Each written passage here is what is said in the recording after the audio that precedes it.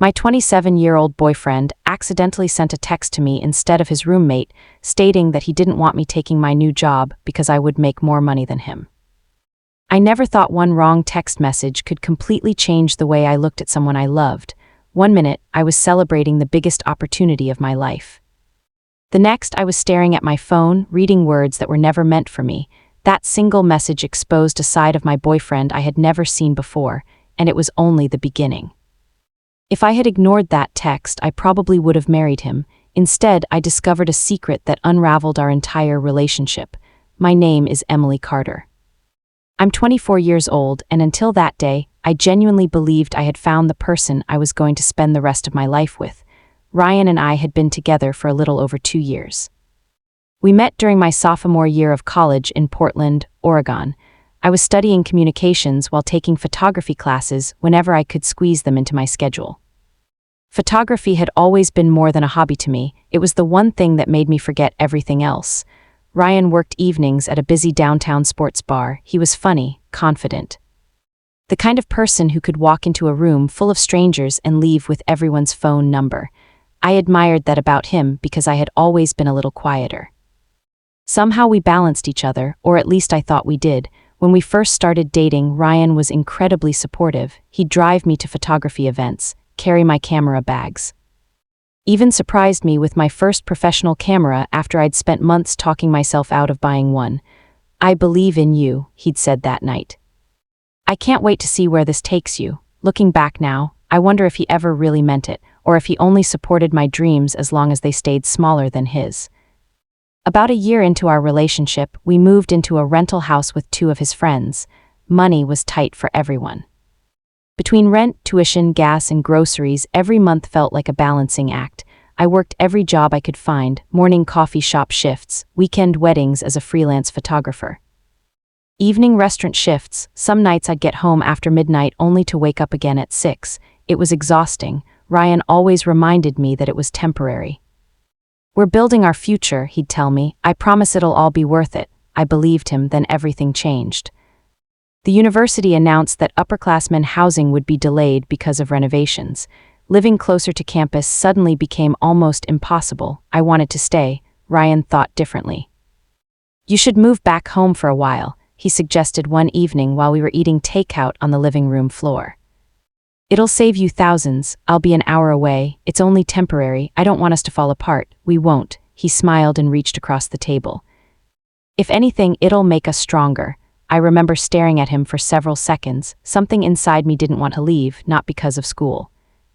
Because I didn't like giving up the little life we'd built together. Still, the numbers didn't lie. Living at home would let me pay off debt, save money, finish college without drowning in loans. So I packed everything into my old Honda Civic and drove back to my parents' house. Leaving him behind felt harder than I expected. The first few weeks were strange. We texted constantly. Video called every night, spent weekends together whenever our schedules lined up. It wasn't perfect, but it worked. At least, I thought it did. Living back home also gave me something I hadn't had in years. Time. For the first time since high school, I wasn't working 3 different jobs just to survive. I started updating my photography portfolio, applying for creative positions, networking online. Most of the applications went nowhere. A few interviews turned into polite rejection emails. Then one Tuesday afternoon, everything changed. A national photography agency emailed asking if I could interview for a traveling event photographer position. The salary nearly made me fall out of my chair. Health insurance, travel reimbursement, paid training, flexible scheduling once I returned to school. It sounded almost too good to be real. I remember calling my mom into the kitchen. "I think this could actually change everything." She smiled. "I've been waiting years to hear you say that." The interview lasted almost 2 hours. Instead of feeling like an interrogation, it felt like 2 photographers talking about something they genuinely loved. When I left, I couldn't stop smiling. 2 days later, my phone rang. "We'd love to offer you the position." I actually cried, not because of the money, not even because of the job itself, but because, for the first time in years, someone believed my passion was worth investing in. The first person I wanted to tell was Ryan. I called him immediately. He answered on the second ring. "Babe, I got it." "You got what?" "The photography job." There was silence, then laughter. "Oh my God, I'm so proud of you. I knew you'd get it." For 20 minutes, we talked about road trips, future vacations, finally paying off debt, and maybe even getting our own apartment again. By the time we hung up, I was happier than I'd been in years. I had absolutely no idea that less than an hour later, one accidental text message was about to destroy everything I thought I knew about the man I loved. I was halfway home when my phone buzzed. I smiled before even looking at the screen. Ryan.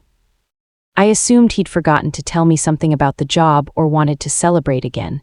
Instead, I unlocked my phone and read a message that made my stomach drop. I seriously hope she changes her mind about taking this job. I don't know how I'm supposed to feel when my girlfriend makes more money than me for carrying a stupid camera around. I told her moving back home was the right decision, and now it completely backfired. For a second, I couldn't breathe. I read it again, then a third time. My hands started shaking so badly that I had to pull my car into the parking lot of a grocery store. A few seconds later, another notification appeared. Ryan calling. I didn't answer. Then another and another. Finally, another text came through. Emily, please answer. That wasn't meant for you. No kidding. I stared out the windshield, watching people casually push shopping carts across the parking lot while my entire relationship seemed to be falling apart inside my car. How could someone sound so excited for me on the phone, then say that less than an hour later? Nothing about it sounded like a joke. Nothing sounded taken out of context. It sounded honest. Painfully honest. My phone rang again. This time I turned it over and let it vibrate against the passenger seat. I wasn't ready to hear another excuse. When I finally got home, my mom immediately noticed something was wrong. You got the job, didn't you? She asked with a smile. I did. Then why do you look like you're about to cry? I handed her my phone without saying a word. She read the message. Then she looked back at me. Her expression changed completely. I don't like this. Neither did I. My dad came into the kitchen a few minutes later. He read the message too. Unlike my mom, he didn't immediately criticize Ryan. Instead, he asked one question. Has he ever acted jealous before? I wanted to say no, I really did, but once I started thinking, little moments I'd ignored over the past 2 years suddenly came rushing back. The time I landed a paid wedding photography job, and Ryan joked that I was basically getting paid to press a button. The evening I earned more in one weekend than he did. And he spent the entire drive home talking about how photography wasn't real work. The conversations where he'd laugh and say, "Don't become one of those career women who forget they have a boyfriend." At the time, I laughed with him. Now, none of it sounded funny anymore. Around 8 that evening, Ryan showed up at my parents' house. I hadn't told him to come, he just did. My dad answered the door. Ryan looked exhausted, his eyes were red. I just want 5 minutes. Dad looked toward me. It was my decision. After a long pause, I nodded. Ryan stepped inside. For several seconds, neither of us spoke. Finally, he took a deep breath. I'm sorry. I folded my arms. Are you sorry you said it? Or sorry I saw it? He closed his eyes. Both. That wasn't the answer I wanted. I didn't mean it the way it sounded. Really, because it sounded like you're upset that I'm succeeding. No, it's more complicated than that. Then explain. He rubbed both hands over his face before speaking again. I've been feeling like I'm falling behind. What does that have to do with me? Nothing, exactly. He looked at the floor. I've been bartending for almost 8 years. I thought I'd own a restaurant by now. I thought I'd have savings. I thought we'd already be talking about getting married. His voice cracked. And then you get this amazing opportunity, and instead of feeling proud, I felt scared. I didn't interrupt. He continued. I kept thinking, what if you outgrow me? What if you meet people who are more successful? What if one day you realize you deserve someone better? For a brief moment, I almost felt sorry for him, almost. Then I remembered the message. You didn't say you were afraid of losing me. You said you were angry I'd make more money than you. His shoulders slumped. I know. I was embarrassed, so instead of talking to me, you complained to someone else. He nodded. I'm ashamed of it. Silence filled the room. Finally, I asked the question that had been bothering me the most. If I hadn't seen that text, were you going to try convincing me not to take the job? Ryan didn't answer. He didn't have to. His silence said everything. I felt something inside me break, not dramatically, not all at once, just quietly, like the last thread holding two people together finally snapping. I need you to leave. His head lifted. Emily, I need time. I don't want to fight. I don't even know who I'm talking to anymore. For several seconds he stood there without moving, then he slowly nodded. I'm sorry, I know, but that doesn't make it hurt less. He walked toward the front door. Before leaving, he turned around one last time. I really am proud of you. I looked him straight in the eyes. I wish I believed that. The front door closed behind him. I stood there for what felt like forever. That night I barely slept. Every happy memory we'd ever shared suddenly had a question mark attached to it. Had he secretly resented me every time I succeeded? Every compliment, every smile, every "I'm proud of you." Had any of it been real? The next morning I reported to my first day of training. As I walked into the company's headquarters with my camera bag over my shoulder, I made myself one promise. No matter what happened with Ryan, I was not going to let anyone make me feel guilty for chasing the life I'd worked so hard to build. What I didn't know was that my first week at this new job would reveal a secret far bigger than one accidental text message, and it involved someone I had trusted almost as much as Ryan. My first week on the job was everything I'd hoped it would be. It was fast-paced, demanding, completely different from anything I'd done before. Our team traveled to corporate events, charity galas, conferences, and private celebrations all over the Pacific Northwest. Every day was different, and I loved that. By the third day, my feet ached. I was surviving on coffee, and I'd already filled 3 memory cards with photos. I couldn't remember the last time I'd been this happy, ironically. Ryan was the one who noticed the change first. He texted me every morning, "Good luck today," every evening, "Hope you're getting enough sleep," then random messages throughout the day. "I miss you, can we talk tonight?" I answered politely but kept my distance. I wasn't angry anymore, I was disappointed. There's a difference. Anger fades, disappointment lingers.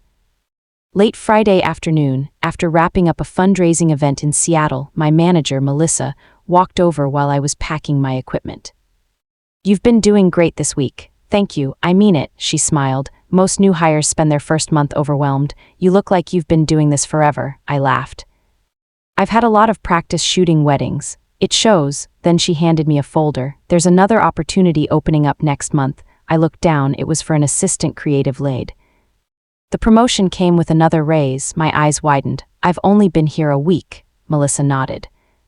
"I know, but talent speaks for itself. We'll talk more after your probation period." I thanked her, but my mind was racing the entire drive home. A week ago, I was worried about paying bills. Now I was being considered for a promotion. For the first time in years, my future actually looked bright. That feeling lasted until Saturday afternoon. Ryan asked if we could meet at our favorite coffee shop. I almost said no, but after thinking about it, I realized avoiding him forever wasn't realistic. When I arrived, he was already there. 2 coffees sat on the table. One was exactly how I liked mine. He remembered. That somehow made everything harder. "You look tired," I said. "I haven't been sleeping much." Neither had I. For several minutes we talked about ordinary things. My job, his work, the weather. Neither of us wanted to bring up the real reason we were there. Eventually, he did. "I've been thinking a lot." I stayed quiet. "I don't like the person I became." He stared into his coffee. When I sent that text, I realized how bitter I'd become. I appreciated the honesty, but honesty after getting caught isn't the same as honesty by choice. "I've started looking at different jobs." "That's good. I even signed up for another therapy appointment." "I'm glad." He looked hopeful. "Maybe this can still work." I didn't answer immediately. Instead, I asked something that had been bothering me. "Ryan, have you ever intentionally held me back?" His face changed. "What? You heard me." "No, never." "Then why were you so determined that I move back home?" "It made financial sense." "Did it?" "Yes, or," I leaned forward. "Did you think I'd stay exactly where I was?" He looked offended. "I would never sabotage you." "I didn't say sabotage, but maybe you were more comfortable when we were struggling together." His silence answered the question before he spoke. I didn't realize I felt that way. There it was, not planned, not rehearsed. The truth, he wasn't trying to destroy my future. He just didn't know who he was if I succeeded faster than he did. That realization hurt almost as much as the text message itself. We talked for another hour. When we left, neither of us had officially ended the relationship, but neither of us had fixed it. It felt like standing on opposite sides of a bridge that was slowly collapsing. 2 days later, I got an unexpected phone call. It was from Ashley, one of our former roommates. "Hey. Are you busy?" "A little. I need to tell you something." Her voice sounded nervous. "What happened?" "It's about Ryan." My heart immediately sank. "What about him?" I didn't think it was my place before, but after everything that happened with the text, I think you deserve to know. I pulled my car into an empty parking lot. "What are you talking about?" Ashley hesitated. "Promise you won't tell him I said anything." "I promise." She took a deep breath. "The night you moved back home, Ryan and Jake stayed up drinking. Jake was his best friend. The walls in that house were thin. I heard almost everything. I tightened my grip on the steering wheel. What did they say? Ashley spoke slowly. Jake asked Ryan if he was worried you'd eventually leave. And Ryan laughed. Then she repeated the sentence that had haunted her for months. As long as she keeps thinking we need to save money, she'll stay close. The second she realizes how talented she actually is, I'm afraid she'll never need me again. I couldn't speak. Ashley continued, I remember thinking it was a weird thing to say, but then, after you got that photography job, the text made everything make sense. I felt completely numb. This wasn't just insecurity after all. He had been afraid of my potential for a long time, maybe longer than I ever realized. Ashley sighed. I almost told you months ago. I just kept convincing myself I'd misunderstood. You didn't, I whispered. You definitely didn't. After hanging up, I sat in my car for nearly 20 minutes. Every major decision from the past 2 years suddenly looked different. Every compromise, every sacrifice, every time I'd chosen us over myself, had I really been building a future with someone? Or had I been making myself smaller so he could feel bigger? That evening, Ryan called again. For the first time, I didn't answer, not because I hated him, but because I finally understood something. Love should never require shrinking your dreams to protect someone else's ego, and deep down, I had a feeling the hardest conversation of our relationship was still waiting for us. For the next few days, I threw myself into work. It wasn't because I was trying to avoid Ryan.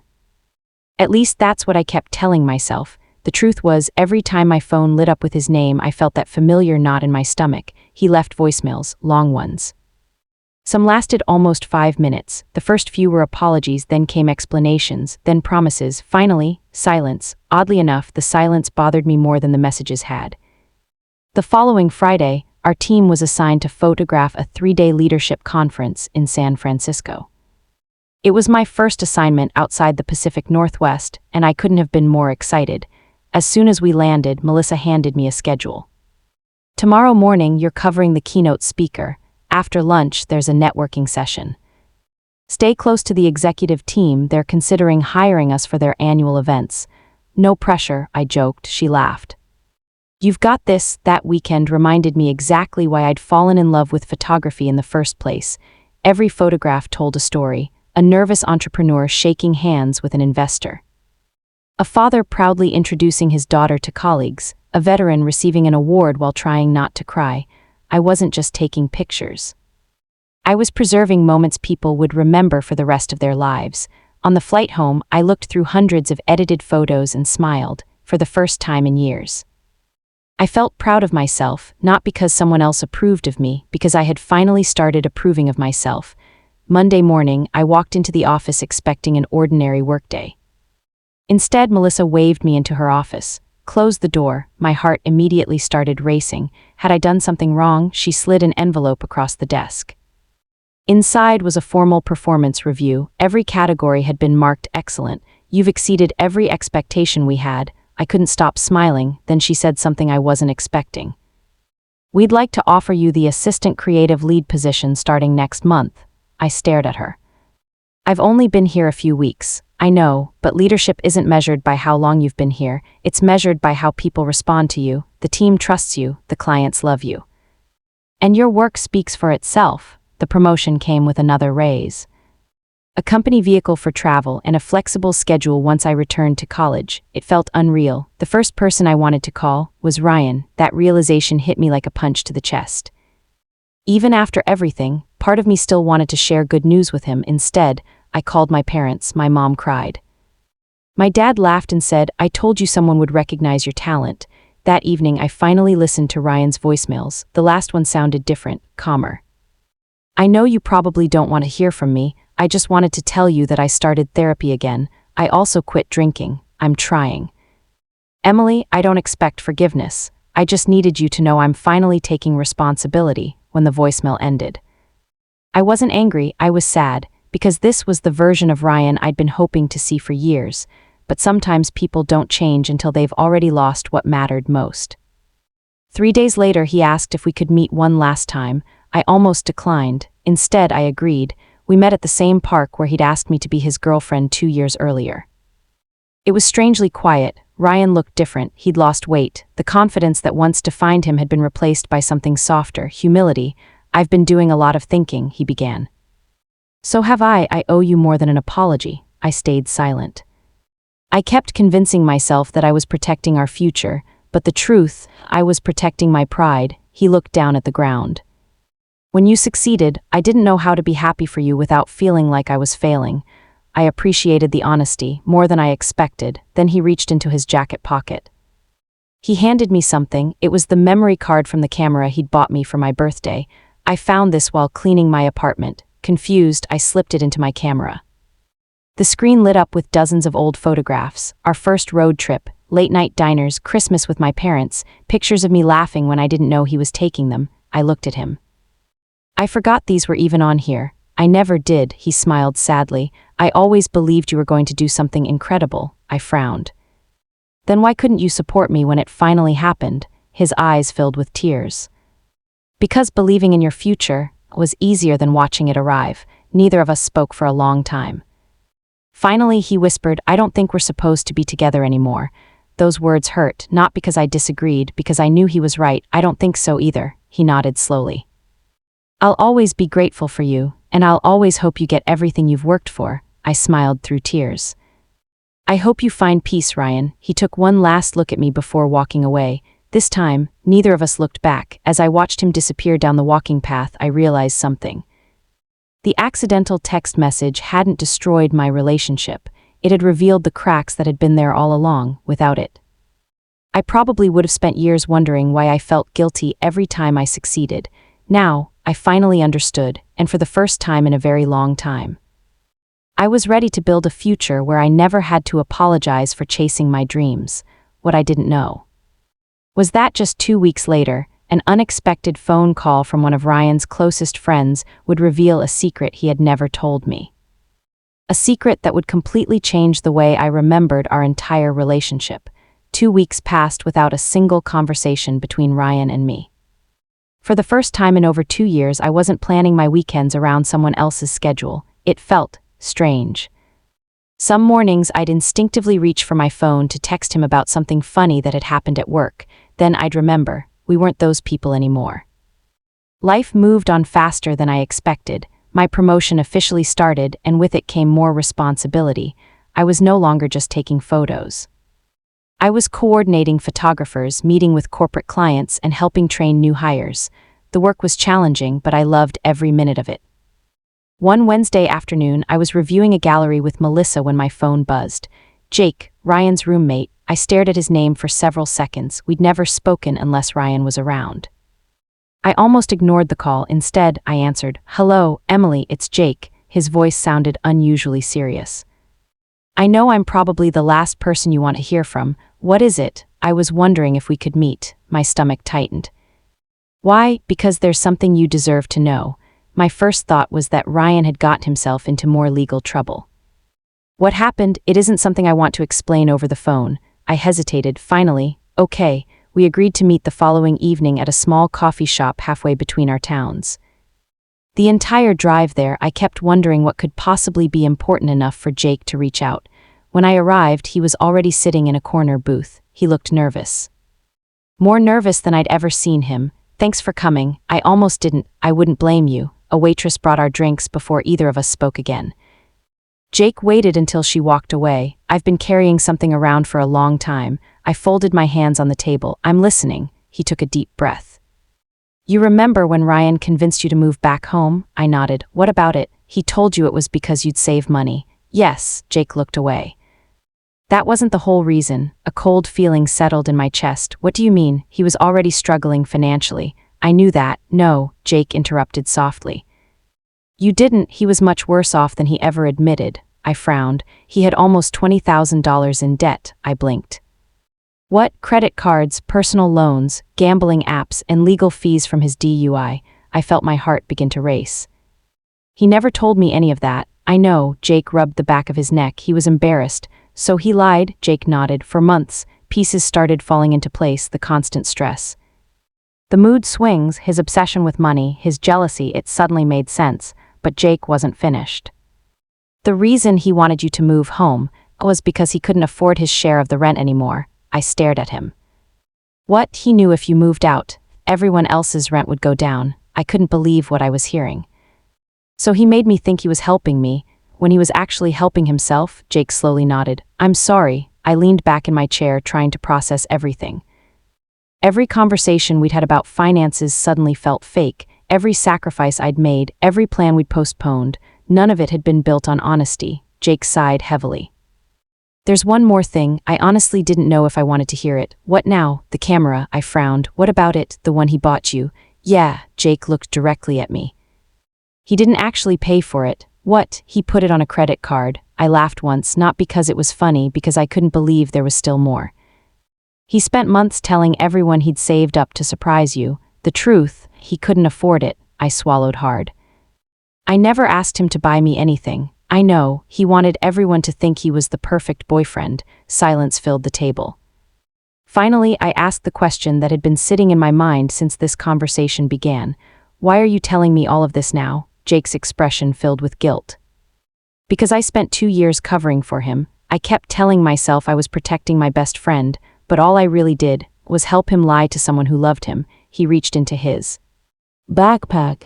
I found these while helping him move. He placed a small envelope on the table. Inside were printed screenshots, text messages, not between Ryan and another woman, between Ryan and Jake.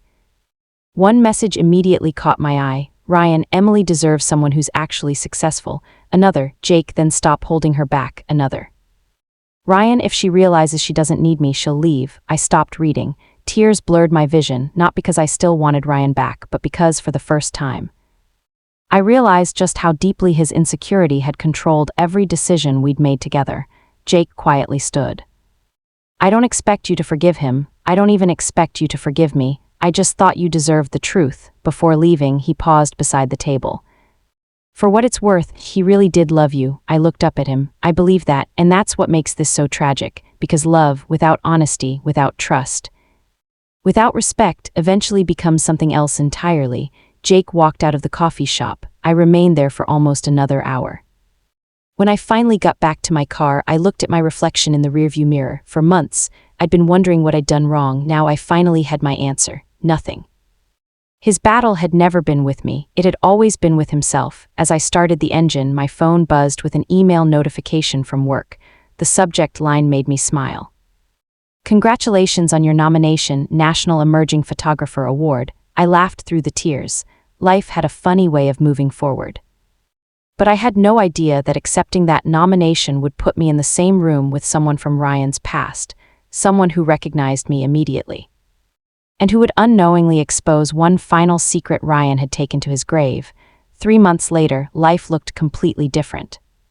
If someone had told me at the beginning of the year that I'd be leading photography teams, traveling across the country, and slowly rebuilding my confidence after the end of a 2-year relationship, I wouldn't have believed them. Healing wasn't dramatic. It wasn't a single breakthrough moment. It happened in small ways, like realizing I could spend an entire day without thinking about Ryan, or catching myself smiling during a road trip without feeling guilty. The memories were still there, they just didn't hurt as much anymore. One Monday morning, Melissa stopped by my desk with an envelope. You've earned this. I looked down. It was an invitation to the National Emerging Photographer Awards in Chicago. Our company had nominated me for my work covering nonprofit events and corporate campaigns. I honestly thought she'd handed me the wrong envelope. There has to be some mistake. There isn't, she grinned. The judges loved your portfolio, and whether you win or not, you've already made everyone here proud. For the rest of the week, I could barely concentrate. Just receiving the nomination felt surreal. Growing up, I'd spent hours looking through photography magazines, admiring professionals whose work inspired me. Now, some of those same photographers would be in the same room as me. A week later, I boarded a flight to Chicago. The event was being held inside one of the city's historic hotels. Crystal chandeliers hung from the ceiling. Hundreds of photographers, editors, journalists, and creative directors filled the ballroom. I felt completely out of place. Melissa noticed my expression. Nervous? A little, she smiled. Good, it means this matters. The ceremony itself was incredible. I didn't win the award, and honestly, I didn't care. Just hearing my name announced among people I respected felt like a victory. Afterward, everyone gathered in another ballroom for dinner. I was standing near one of the display galleries when a woman approached me. She looked to be in her early 30s. She smiled politely. "Excuse me, you're Emily, right?" I nodded. Yes, her smile faded slightly. "I hope this isn't strange, but are you Ryan Mitchell's ex-girlfriend?" My heart skipped a beat. "I am," she looked almost relieved. "I thought so. I'm Lauren. I used to work with Ryan." I forced a smile. "It's nice to meet you." She hesitated. "I've actually wanted to apologize to you for a long time." My eyebrows knitted together. "Apologize?" She nodded. "I didn't know you back then, but after everything happened, I always wondered if someone had ever told you." "Told me what?" Lauren glanced around the room before lowering her voice. "Ryan used to talk about you all the time." That didn't surprise me. "He loved you." That didn't surprise me either. Then she said something that did. "But he also lived in constant fear that you were going to become successful before he figured his own life out." I looked at her without speaking. She continued. "He'd come into work after your photography jobs and joke about becoming a stay-at-home husband. Everyone laughed. I always thought he was kidding." She paused. "But after a while, the jokes stopped sounding like jokes. I felt a familiar ache in my chest." Lauren sighed. "One night after closing, he admitted something." I swallowed. "What?" He said. "Emily is going to wake up one day and realize I'm the only thing slowing her down."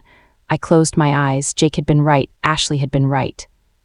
Even Ryan had admitted part of it. This wasn't one bad day. This had been eating away at him for a long time. Lauren looked genuinely upset.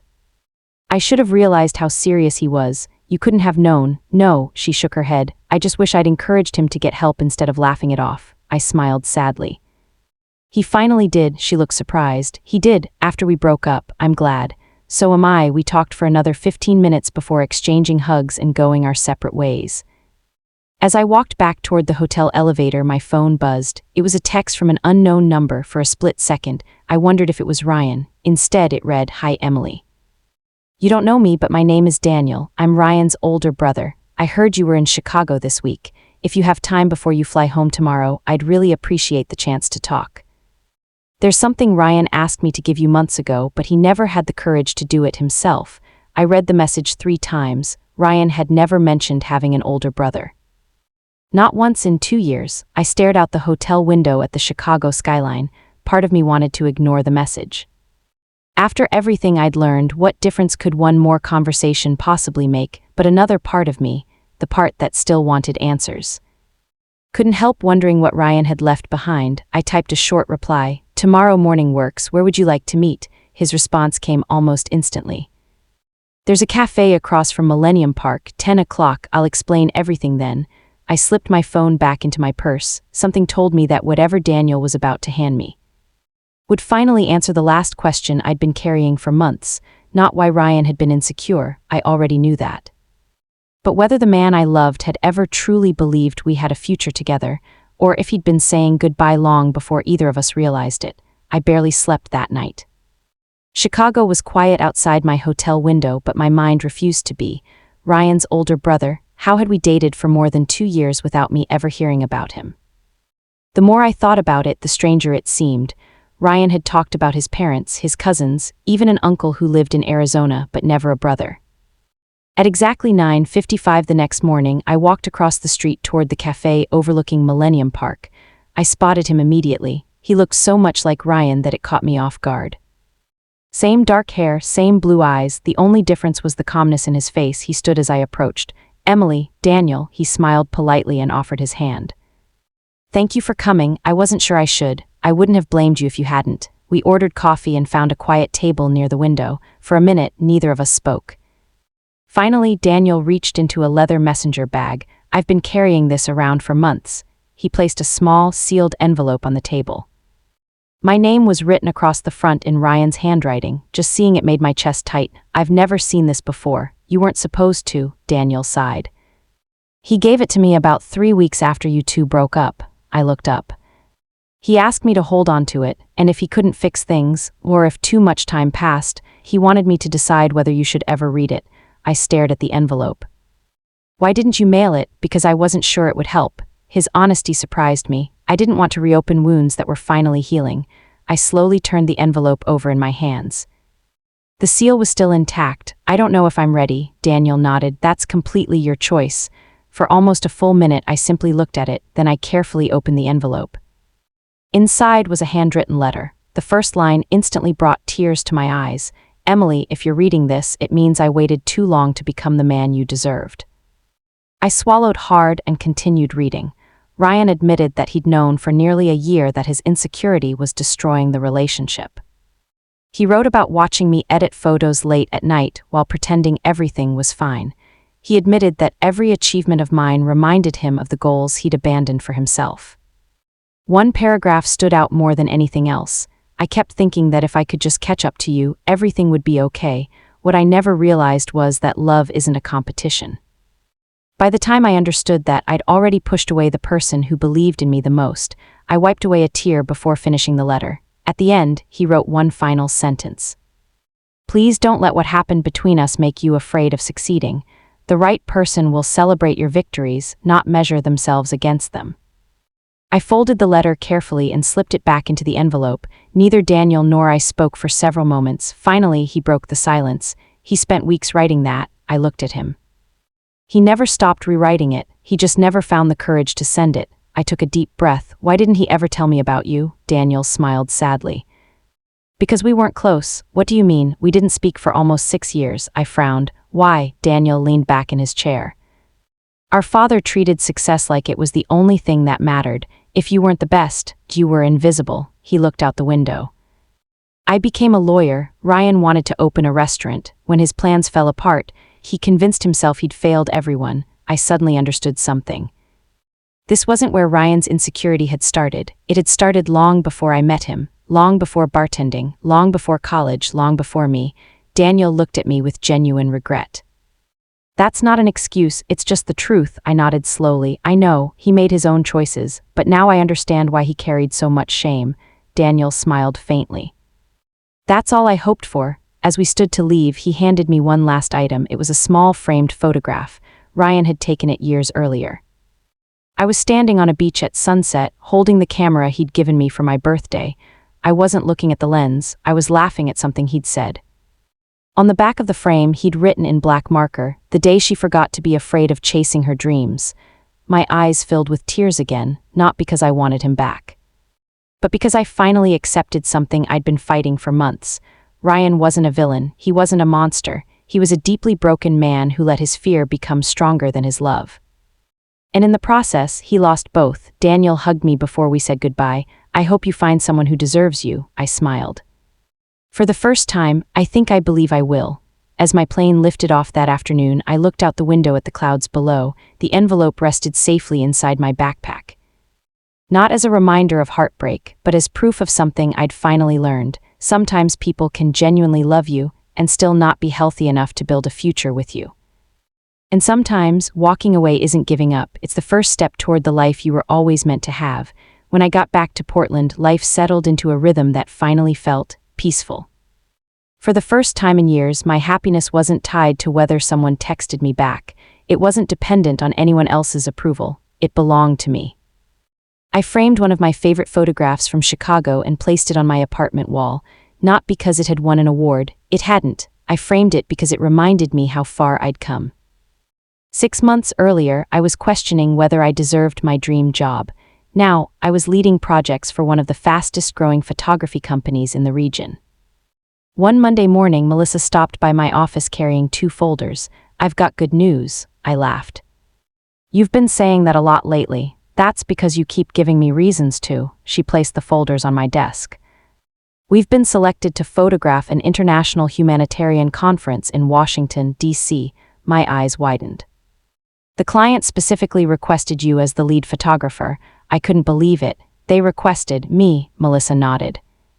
"They saw your nonprofit portfolio. They loved your storytelling." As she walked away, I sat there staring at the folder. Years ago, I had chosen international security and humanitarian rights as my college major because I wanted my work to matter. Somehow, photography had brought me back to that same dream. Only now I could tell those stories through a camera instead of a classroom. A few weeks later, I flew to Washington. The conference brought together diplomats, journalists, aid workers, and nonprofit organizations from around the world. During a lunch break, one of the keynote speakers approached me. I've been watching you work all morning, I smiled politely. I hope that's a good thing, he laughed. It is. He introduced himself as Michael Reynolds, the communications director for an international humanitarian organization. We're expanding our media team next year. We need someone who knows how to tell human stories with respect. He handed me a business card. If you're ever interested, give me a call. I slipped the card into my pocket, still trying to process what had just happened. It felt surreal. Not long ago, I was wondering whether my boyfriend would resent me for making more money than him. Now, complete strangers believed in my talent enough to offer me opportunities I hadn't even imagined. That evening, while editing photos in my hotel room, my phone buzzed. It was my dad. You busy? Just working. I won't keep you long. His voice sounded unusually cheerful. Your mom and I ran into someone today. Oh, Ryan, I froze. How is he? There was a brief pause. He actually looked good. What do you mean? He said he's been sober for almost 8 months. He left bartending, started working for a restaurant group in management, and Dad hesitated. He asked how you were doing. I looked out the hotel window. What did you tell him? The truth, that you're doing well, that you're happy, and that we're proud of you. I smiled. Thanks, Dad. He also asked me to tell you something. I stayed quiet. He said, tell Emily I finally understand what she was trying to teach me. I just wish I'd understood it sooner. After hanging up, I sat there for a long time. A year ago, hearing those words would have broken me. Now, they simply made me smile. Not because I wanted him back, but because he'd finally found the self-awareness he'd been missing. Sometimes closure doesn't come from getting another chance. Sometimes it comes from knowing that both people eventually found the healing they needed, even if they found it apart. A month later, I walked across the stage to receive my bachelor's degree. My parents were in the front row. My mom cried before my name was even called. My dad somehow managed to cheer louder than everyone else in the auditorium. As I stepped outside after the ceremony, camera flashes filled the air. Families hugged, friends celebrated, graduates laughed through happy tears. I suddenly realized, for once, I wasn't the one taking the photographs. I was finally living one of the moments worth remembering. That evening, while everyone gathered at my parents' house for dinner, my mom handed me a small gift. Inside was a silver keychain. Engraved on it were just 7 words, never make yourself smaller to fit someone else's fears. I traced the letters with my thumb. It was simple, but it perfectly captured everything I'd learned. Nearly 2 years after that accidental text message, I was standing in my own apartment, surrounded by moving boxes. Not because I was moving back home, not because I was moving in with someone. Because I'd just bought my first condo, by myself. As I unlocked the front door, I carried in the very first box. Inside were only 3 things: the camera Ryan had once given me, the letter his brother had eventually delivered, and the framed photograph from Chicago. I placed the letter in a drawer, the photograph on the wall, then I picked up my camera.